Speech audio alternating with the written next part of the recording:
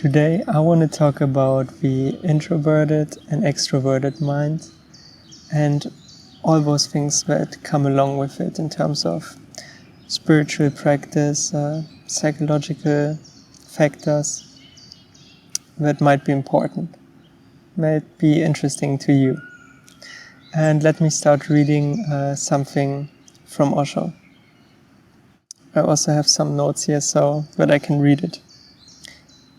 The extroverts are the doers, love being in the world. Alone, they feel completely lost. The introvert is just the opposite.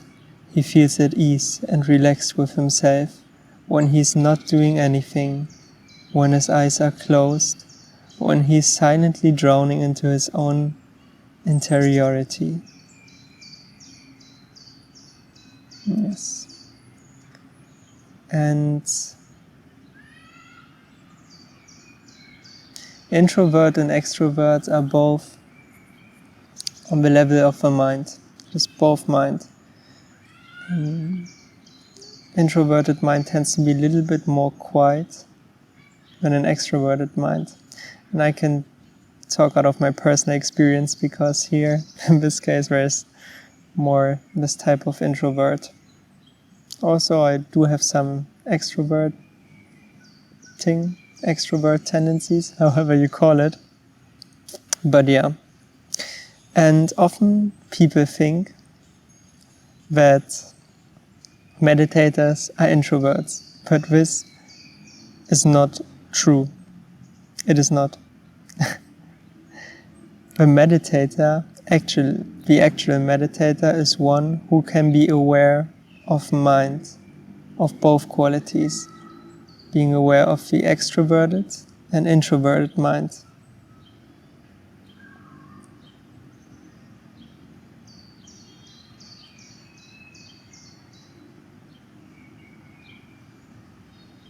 So not because you have not so many thoughts, because you might tend to be an introvert and might tend to feel drawn towards being alone, thinking that you're meditating. That's a trap, especially for introverts. It is not about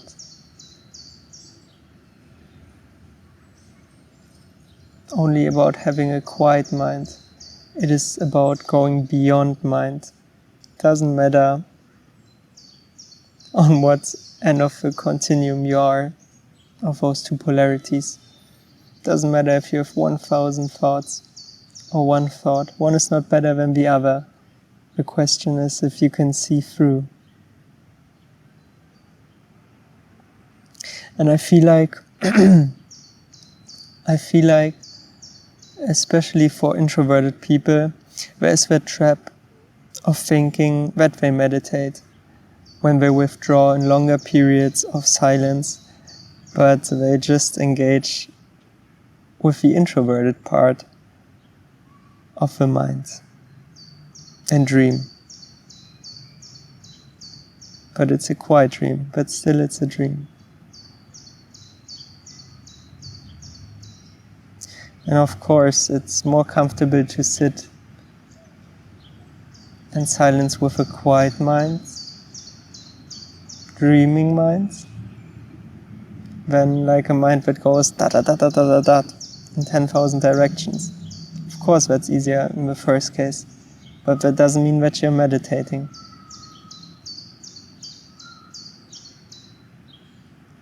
It's a huge trap for introverts.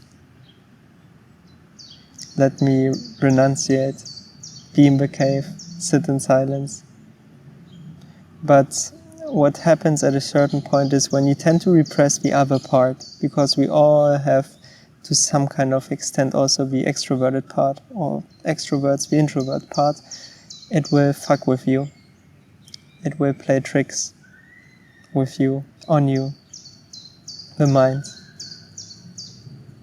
When you're sitting in the cave or being in silence, however you want to call it, and repress the extroverted part, you might start dreaming, having fantasies about going out, drinking, dancing, taking drugs, having sex, and then repressing it repressing sexual energy. That part of you that wants to go crazy. When you're sitting there in silence thinking, I'm meditating, mind will fuck with you, for sure. It already does, probably. But same is true for the other side.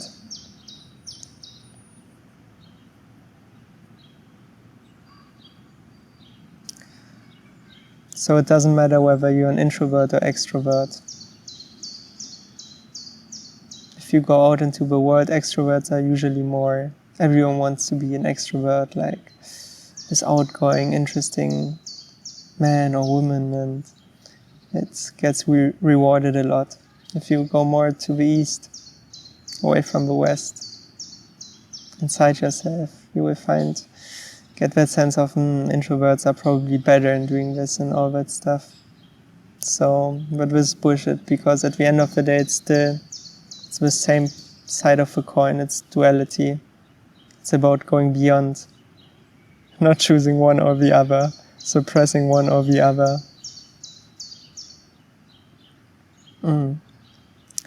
And yeah, for extroverts, it's the other way. When they go out, enjoy themselves, have a nice energy, have fun with others, and so on.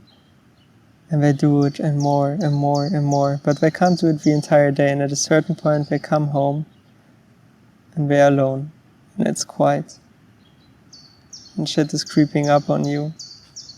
Everything is coming up, emotions that you can't handle, that you don't want to see, don't want to feel, thoughts.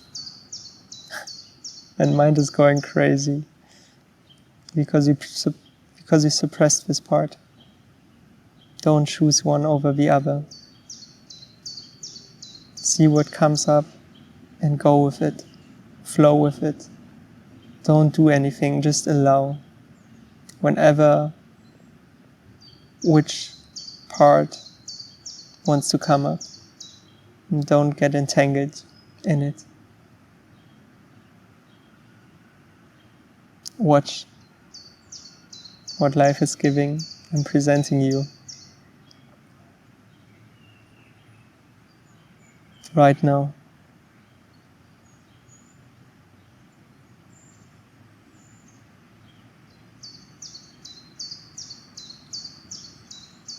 And if you compare those two extremes, the introverted mind feels more drawn to sitting in silence. So spiritual practices are more zazen, vipassana, watching the breath. There's more this pull towards silence, that side of truth. Maybe if you're listening very closely, some heavy projections from my side are released. I mean, everything is projection, every single word what I say. But if we talk about the introverted part and what I'm going to say now, I talk a lot about myself. If those people enter, or when I entered the spiritual field, when things started changing, third eye chakra, very strong. Crown chakra also not too bad. But I guess also many other introverts, especially in the beginning of their journey, they lack the lower chakras. A lot of sexual repression, a lot of anger, repression, aggression. But you need this energy. You don't want to suppress it. But the lower chakras, mostly they lack. Also throat chakra. Don't want to speak up. But can you speak the truth? Or only sit in silence with it? Or does it come through you? In any way? In a grounded way? Yeah. And when there's that risk of avoiding the word, renunciating, going into silence, into the cave. That is the spiritual bypassing the trap. Because they're scared. And even I was scared. I didn't want to come back from India. But if you just sit and you see, it doesn't matter whether I'm sitting in Delhi, in an Osho ashram, or in a park in Berlin. No difference. Maybe the atmosphere, but it's in India, it's different, has a different flavor that supports in a different way, but that's it.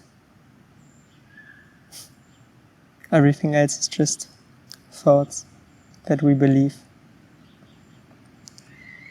And yeah, definitely the introvert has more this soothing, calm, cooling, like blue, like energy, like water.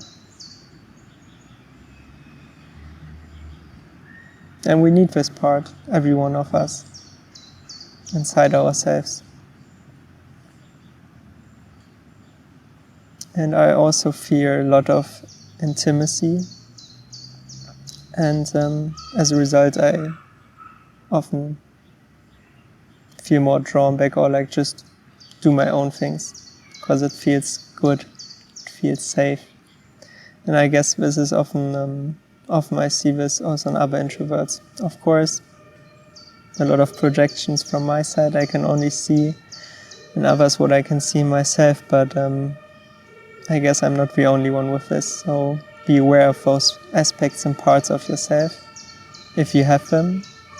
If you feel something inside of you, something gets triggered, and just watch.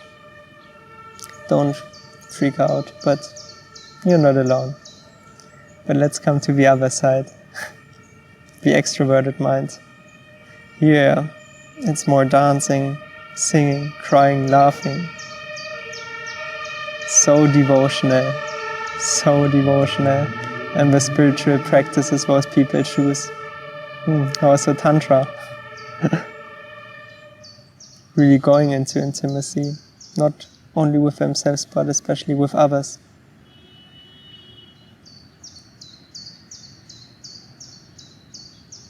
So beautiful when they dance.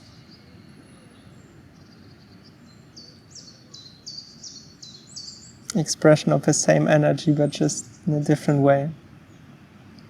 It's more about devotion and love. The Bhaktis, the Sufis, not the Zen Buddhists. But of course I'm generalizing. I feel like those people are much more stronger as a result, or naturally, in the heart center, heart chakra. Also much better throat chakra. Also the lower ones are in general much more balanced. First, I feel like in third chakra especially.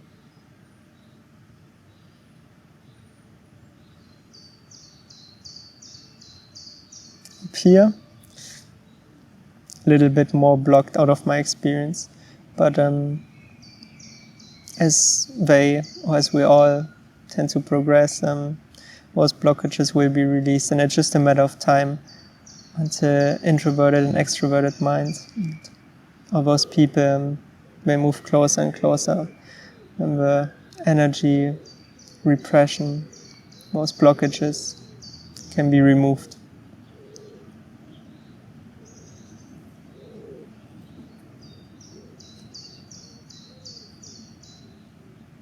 But in the beginning it's difficult. When you have this metaphor of a mountain, where on top is enlightenment. On the bottom, the students are very far away. They can't see the other side, introverted and extroverted, and it's so far away. And maybe they even judge the other side. What the fuck, they're just dancing. What are they doing? We are sitting, we are watching the breath, or watching the thought, we are doing the real thing. And the others are like, what the fuck, this is so boring what they're doing. We are being love. but as they progress, it's still an illusion, but as you come up, and if the Sufis, the Bhaktis, and the Zen Buddhists, as close as they come to the top, they realize more and more that there is no difference. And if the stillness of the introvert, as Osho said, doesn't have a quality of love, this is not stillness. It's dry, suppressing parts. And the other side as well, if their love doesn't have some fragrance of stillness, it's not love.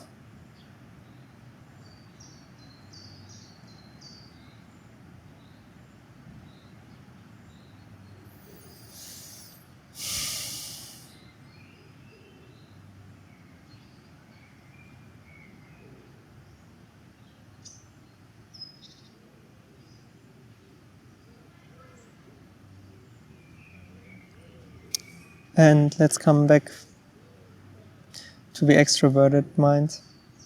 I feel like that the people, because they're so outgoing, they get lost very quickly in the world.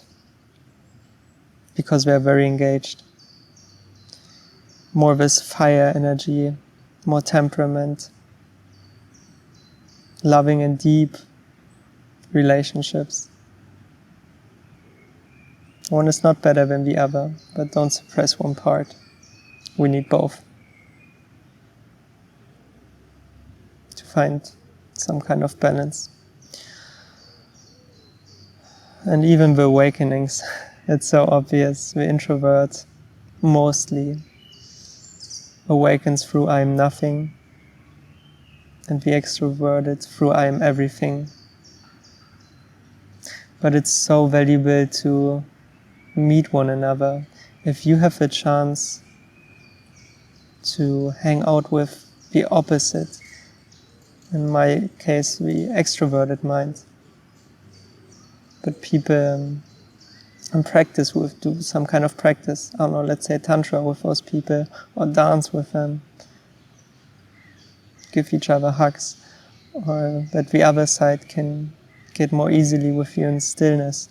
It's so valuable. You can help each other and see what kind of parts you're repressing, and have it in the external world reflected to you and kind of giving it to you, that you can just to see those parts inside of yourself. Not that you grab onto the other person and just needing them, but seeing those parts that are being repressed and letting them flower, grow inside of you.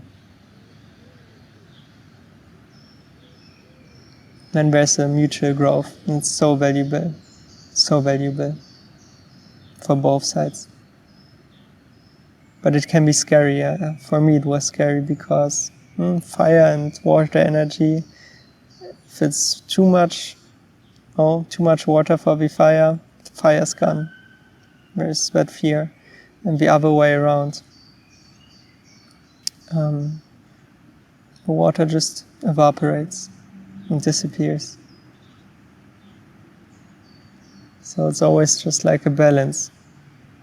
But playing with this fear of getting lost, fear in intimacy in relationships, but also the other side, like really going inside, going deep,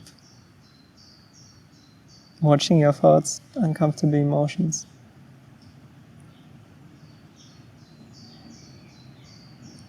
It's just an act of balance.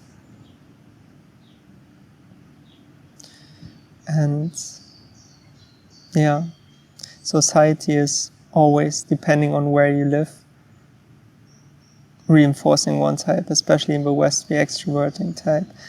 And then there are also differences in terms of gender, male and female. Who is more,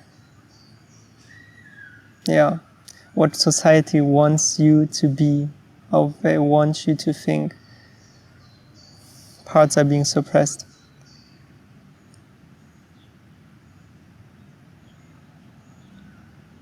So we need to work through this shit, to to see through this stuff. Yeah.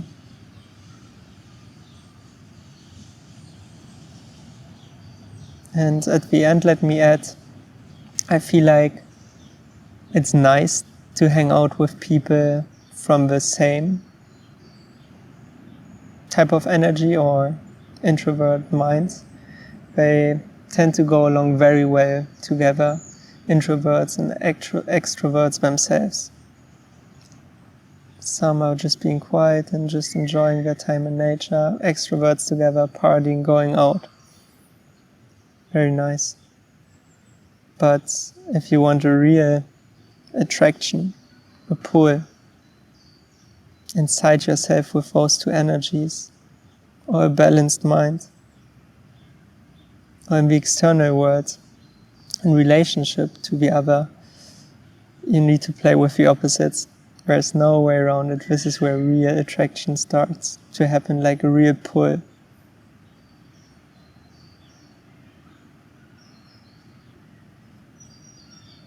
Sexual attraction, energetic attraction, where real energy starts flowing between people. Male, female energy, so many different levels. But yeah, let's not make it more complicated than it is.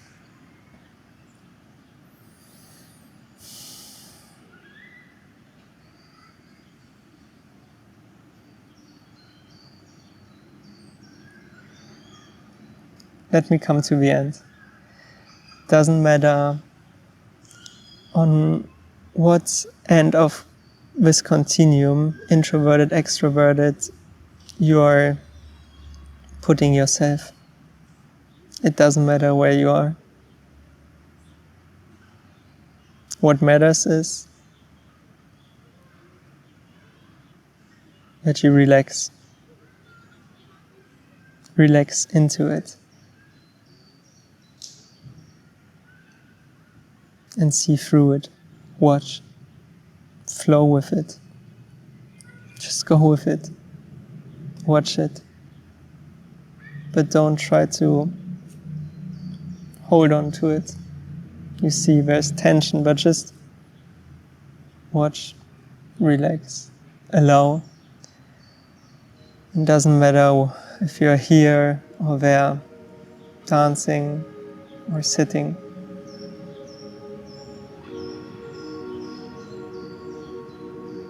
As long as you watch and feel, don't suppress.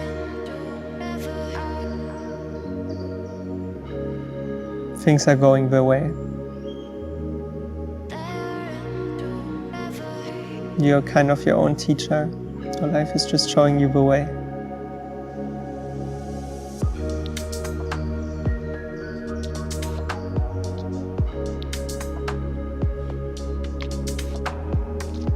Have a wonderful day.